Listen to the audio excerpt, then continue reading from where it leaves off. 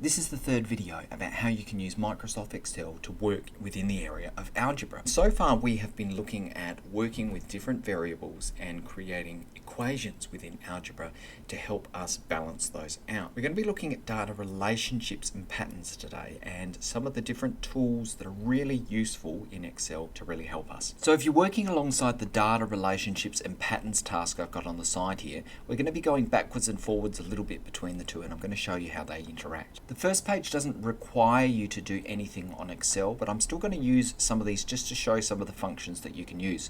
So I've got this table over here where A is the variable number and that goes up to 10, and then we see the pattern change and it says what's the formula. Now you might choose to pause this video if you wanted the opportunity to figure that out for yourself, but what we can see here is that there seems like the numbers on the bottom row are going up by 7s. So 1A is 7, 2A's is 14, 3A's is 21. So the formula we would see in this case is essentially what we would call 7A, or 7 times A. No matter what A is, it's always going to be times by 7. So how does that look in Excel? If I come over this way, and I'm going to create two quick boxes, I'm going to make one called A, that's just like before, and I'm just going to put answer here instead of the equals sign because it's going to deal with that a little bit more easily. And what I can do here is I can say 1, 2, 3 just like I did before, and my answer was 7, 14 and 21. So I'm just reading that straight off so we can see it in front. Now what I'm going to do in this case is I'm going to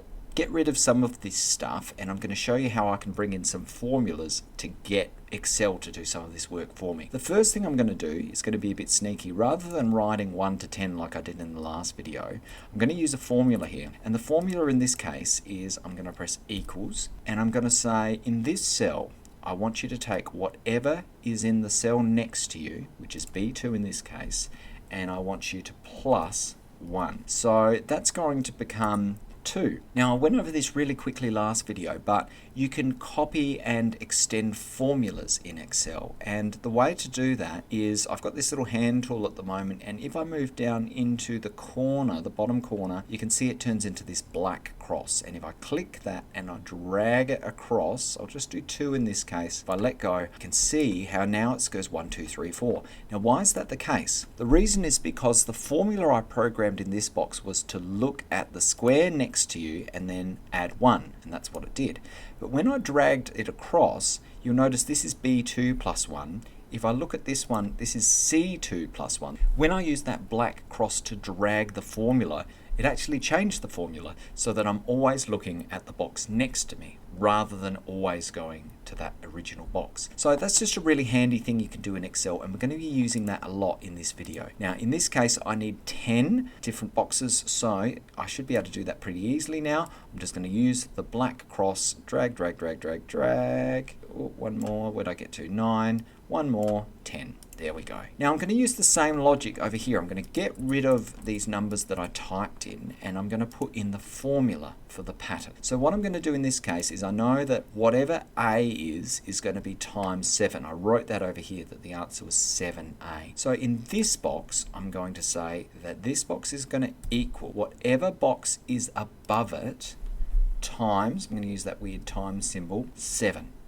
Now if I press that, there we go. So this is whatever's in this box times 7. So 1 times 7 is 7. And just like I did before, I'm going to drag this one across, and I might as well go all the way to the end. There's the 10 there. Press that, and look at that. It's filled in all of those details using the same formula. Now, just like it did before, you'll notice up the top here that the cell is changing. So this is saying whatever the number above times 7, and this is saying whatever the number above times 7. So the number above in each formula changes, but it's adapted that because it knows that I want to extend it across the line. So that's a really helpful function. If you've looked at the second formula that we've got here, there's a couple of different ways you can do it, but again, if you want to figure it out, you can, but the answer we've got in this case is 3 times A, so 3A minus 1. So you'll notice here that these numbers go up by 3s, but they're not multiples of 3 in the sense that 1 times 3 is 3. They're always 1 less than a multiple of 3.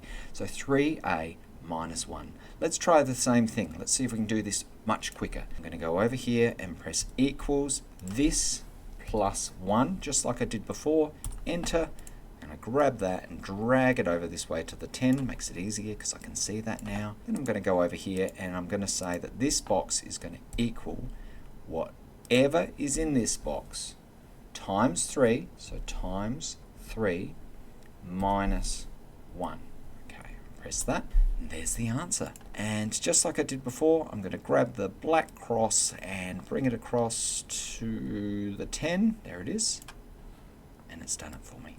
So you can see how quickly I can work with different formulas and patterns in this case. And the benefit is I could actually drag this on forever. If I've got the formula right, I could actually drag it on for hundreds of thousands of boxes and it would keep consistently calculating for me. So that allows me to work with the pattern on a much bigger scale than I would have been able to on my own. If you want to have a bit of a practice with this, you can try what I just did with this third one. But just because of the length of the video, I'm going to move on. If you made it to the second page, then you're looking at different patterns. So we're trying to kind of figure out what's happening here. 3, 5, 7, 9. So again, these look like they're going up by multiples of 2. So I'm going to do the same thing I did before. I'm going to say A and I'm going to say answer. Okay. I'm going to do the same thing here as well. I'm actually going to grab these first 2 boxes and paste those there. See how that's copied the formula? And then I can bring this across and that will automatically populate itself. I could have grabbed the whole thing, but I just thought I'd show you how I did it. And the relationship I'm going to do in this case is going to be a little bit more complicated. I want this box to equal whatever's in the top box plus whatever's in the box next to it. Now you might not have noticed this in the particular pattern, and there was a way you could have done it. You could have done times 2 plus 1. But in this case, if I press this, I get 3. And if I drag this across to 10, you can see that I've managed to get that same pattern. Now there's something that goes a little bit funny at the end here, and you'll notice that my 10 isn't actually correct. So what's happened with this part? Well, the problem with this formula is, you might remember that if I look at this, it's trying to add up whatever's in this box and whatever's in this box. And because there's nothing in this box, therefore it's got nothing to add, so it's just saying that it's 10. If I wanted to get the pattern consistent, I could actually extend this, and there it is. Okay, so I might need some off-kilter boxes to help me there. But again, I've created a relationship or a pattern between the cells that has allowed that number sequence to continue. Let's look at the one underneath. This one got a little bit more confusing again. So I'm going to start getting quicker and quicker. I'm going to grab this, I'm going to go down here and paste it so I don't have to type that in again. And then just like I did before, but a little bit quicker, I'm going to grab these 10 things and I'm going to throw those right on there. Okay, so I'm just using the copy and paste button. So in this case, there's a different pattern once again. And this one's a little bit tricky because we actually see the numbers or the distance between the numbers increasing with each interval. I don't know if you've noticed that, but from 3 till 8 is 5, and then from 8 till 5 is actually 7, and then from 15 to 24 is 9. So the distance between numbers is actually increasing. So how did we do this? Well, as mentioned, you can figure it out yourself and pause the video, but here's the answer. In this case, the relationship between the top and the bottom line is that the bottom box here equals whatever's in this box times whatever's in this box. Okay, so if I get that, I get 3. And if I drag this one across, there we go. You can see here, I've got 3, 8, 15, 24. So there's the pattern. Right, so we've got lots and lots of different patterns happening here. This did the same thing that the previous one did. Notice this is 0 and 0, and the reason is because the formula is trying to look a box ahead, so I'd have to drag these two like that, and then I can get the numbers that I want for 1 to 10. Now, we're going to have a quick look at what makes some of these patterns different now, and we're going to go back to how we made graphs in the previous video. I'm just going to use the 2 bottom examples, so the 2 ones on this page are what I'm going to use just to show you a little bit about different types of data. The first type of data we've got here is going to be pretty straightforward. I'm going to grab boxes 1 to 10. Just like we did last time, I'm going to insert a chart. I'm going to use a line chart, and there it is. In this video, I just want to pay attention to what the line is actually doing. So in this case, we can see that it is moving upwards, and it's moving upwards consistently, and it's moving in a clear direction. So if I extended that, or if I added more numbers, that line would just keep going. just keep going forever. It would stay perfectly straight and the relationship between the numbers would not change at all. So that's a consistent relationship and a consistent skew in our data. Let's look at the one underneath. So this is the one we just did before with the funnier numbers and the growing distance. And let's just see how this is different. So I'm going to get rid of that one and do exactly what I did before, but with different data this time. So I'm just going to move up this way. Let me drag. There it is. So I've selected the first 10.